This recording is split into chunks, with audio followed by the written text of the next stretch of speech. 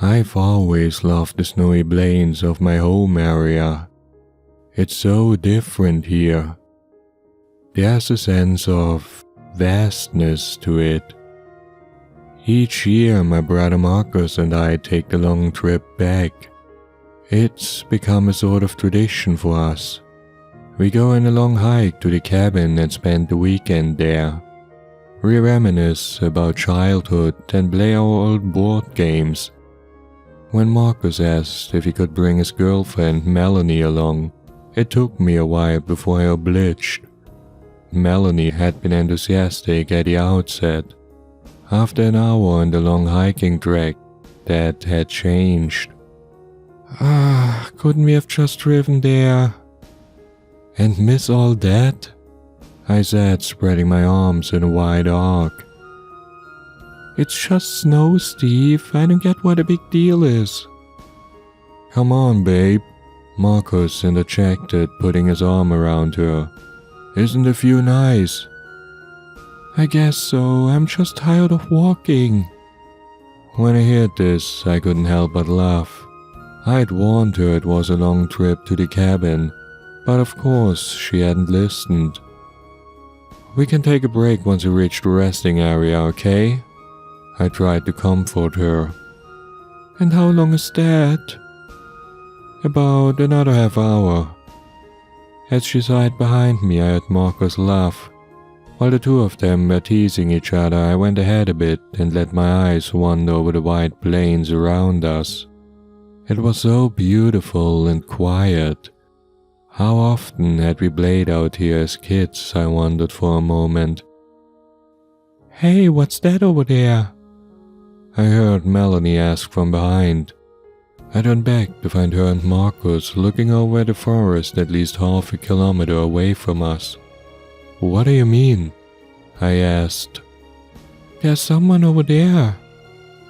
I couldn't make out much, and it took me a while before I saw who she was referring to.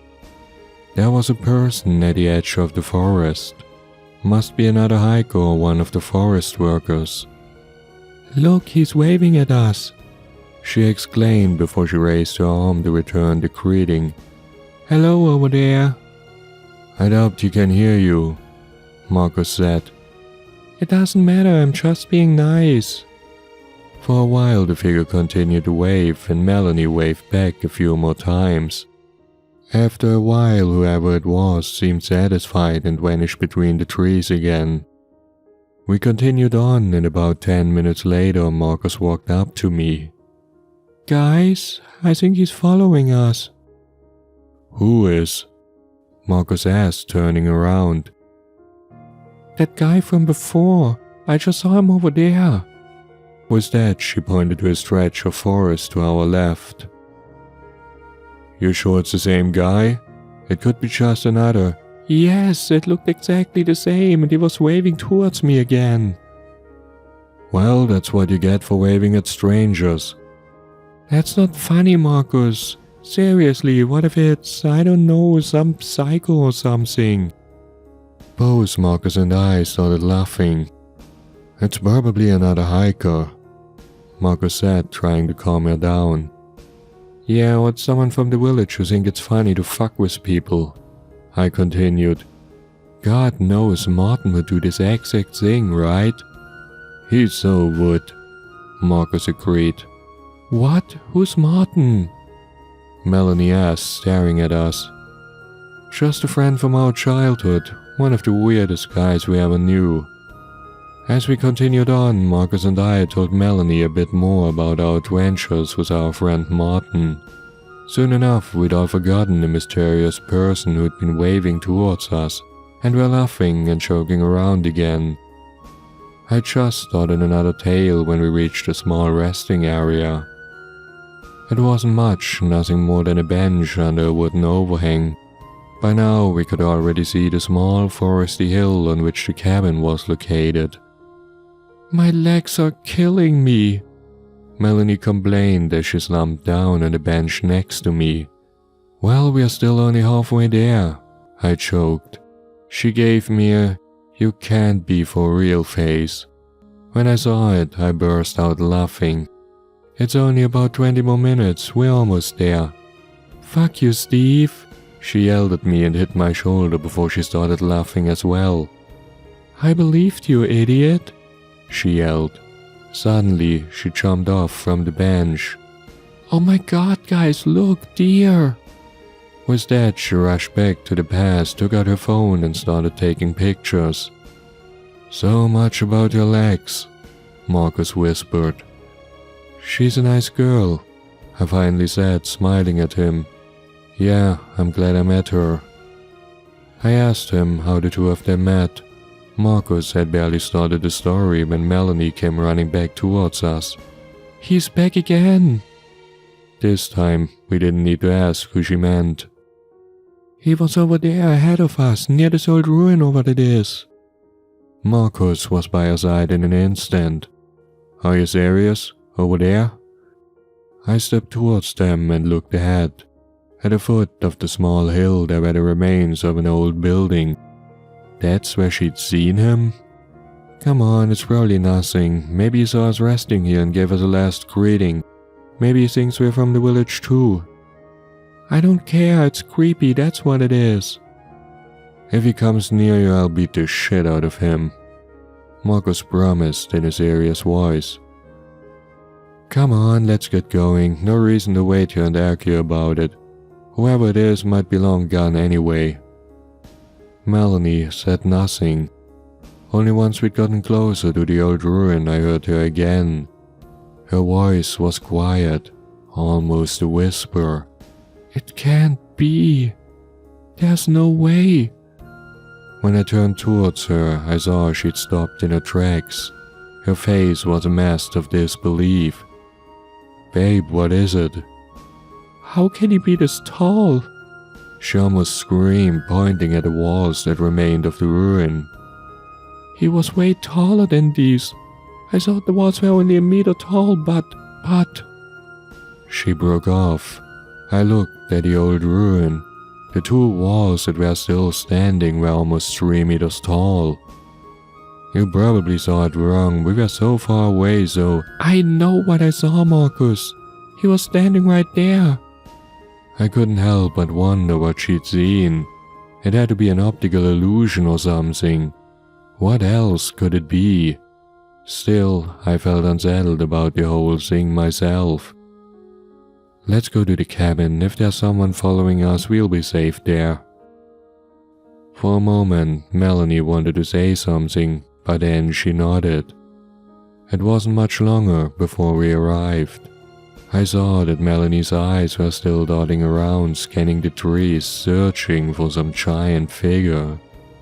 2 twists of the key and the door sprang open. The place was exactly the same as Marcus and I had left it a year ago. It shouldn't take long before the place warms up, I said as I stepped to the fireplace. While I was busy to use what few logs were inside to start a fire, I heard Marcus speak to Melanie in a low voice. I saw her nodding a few times before she sorted through her things. As I heated up some coffee, Marcus went upstairs to look for our games. When I brought Melanie a cup of coffee, I found her on the phone browsing through Facebook. Really? I asked her. She looked up for a moment before she put her phone away. Fine, I put it away, there's no internet out here anyway. For a moment she pouted, but then she started laughing and took the cup of coffee from my hands. A few minutes later, Marcus came back with a gigantic box that held our old games. Most of it was simple board games we played as kids like Monopoly. There was one other game though, the one we'd created ourselves. It was a sort of Dungeons and Dragons board game. It was nothing fancy. You just moved over the board, battled monsters, and whoever defeated the last boss first won. Even as adults, the two of us loved playing this silly thing. Even Melanie was eager to join in. It wasn't the game itself that was so interesting. It was the stories we heard about it.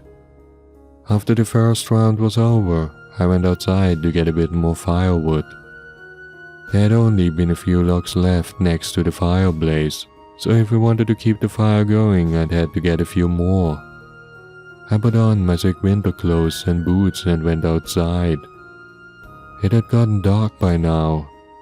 During the day, the area was a beautiful winter wonderland. At night, it was nothing short of creepy. I pushed the thought that we were completely alone out to the furthest back of my mind. With quick steps, I hurried to the stack of firewood next to the cabin and picked up lock after lock. I couldn't help but look around every once in a while and listen to the sounds of the night.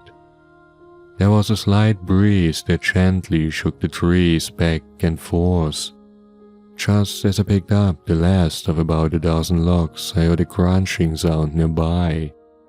It sounded almost as if someone was walking through the snow. I jerked around and looked, but no one was there. It was most likely an animal. Or hell, maybe some snow had fallen off a branch nearby. I walked back towards the front door. I was halfway there when I heard it again. As I turned around this time, I could have sworn I saw a shadow between the trees. I felt the hair on the back of my neck stand up. For long seconds I watched the trees to the left of the cabin. "Need any help?" Marcus suddenly called out to me. I almost jumped up and half the logs tumbled off my arms. "Jesus Christ, don't do that!" I yelled. Marcus started laughing and walked over to pick up the ones I dropped. "You're always so scared in the dark, it's hilarious."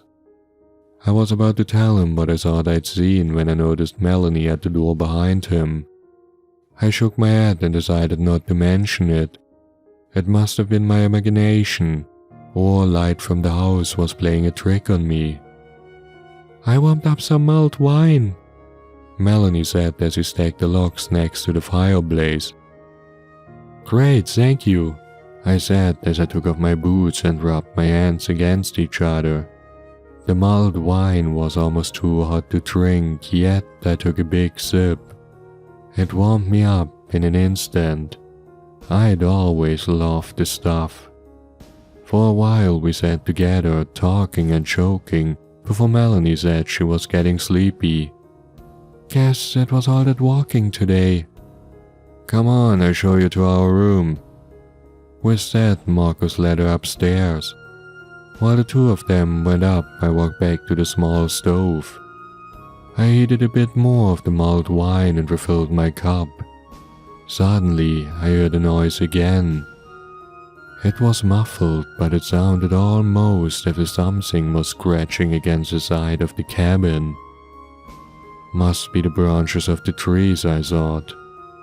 As I stood at the stove with my cup, I wondered if that was really it.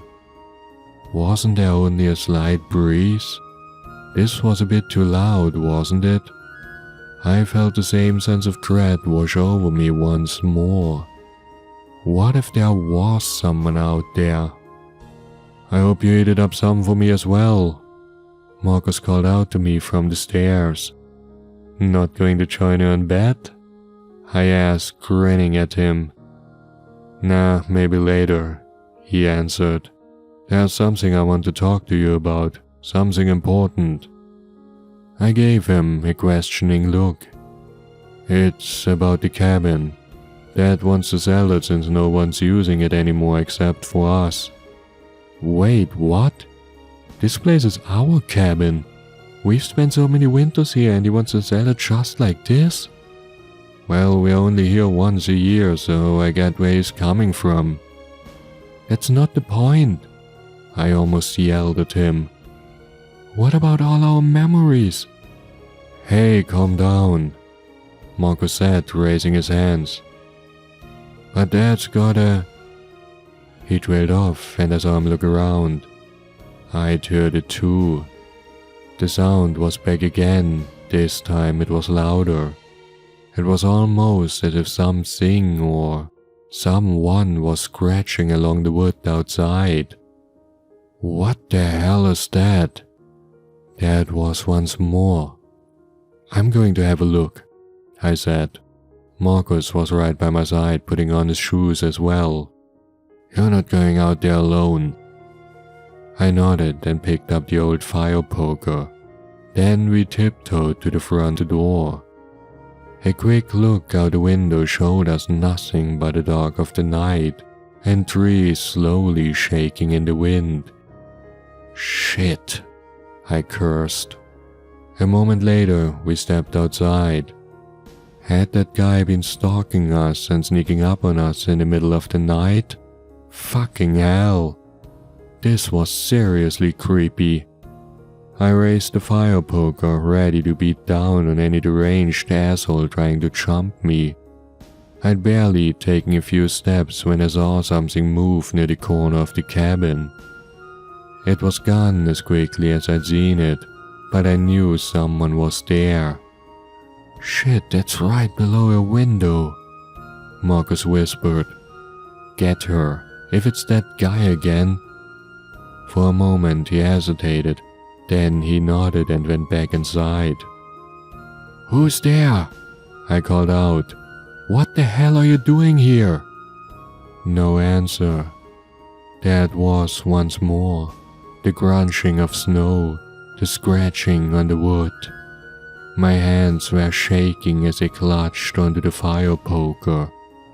I had jumped around the corner, ready to yell, only to stop dead in my track.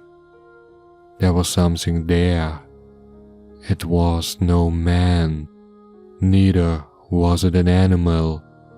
It was a giant, hulking figure, leaning forward against the house. It must have been at least 4, if not 5 meters tall. I saw long, claw-like fingers. They were almost digging into the woodwork as the thing breasted face against the window. I stood there, staring up at the impossibility in front of me. "What in the..." was all I could bring out. Right at that moment, the thing's head jerked in my direction. Its face was simple. Too simple. It looked almost as if someone had sewn a face on a piece of cloth or a back. The lower part ripped open and the creature let out a high-pitched scream. It raised its arms before it brought them crashing down against the woodwork and the window. Wood and glass exploded under the force. I heard chaos erupt inside the room above. I heard Marcus and Melanie scream up in terror. A second later, the thing's arms vanished inside the gaping hole that had once been a window. I heard Marcus yell something before his screams cut through the night. They continued only for moments and culminated in a blood-curdling wail. Then everything was quiet again. I couldn't do a thing. Instead, I was frozen in terror. I took a single step forward, but then cringed back. The fire poker slipped from my hands as I slumped down in the snow. For a moment, the thing looked over at me. It didn't seem malignant anymore. It looked almost happy. Finally, it turned from me towards the trees. Within seconds, it had vanished again. Before it was gone though, I'd seen that it had been holding something in its giant hands. It had been Melanie's limp body.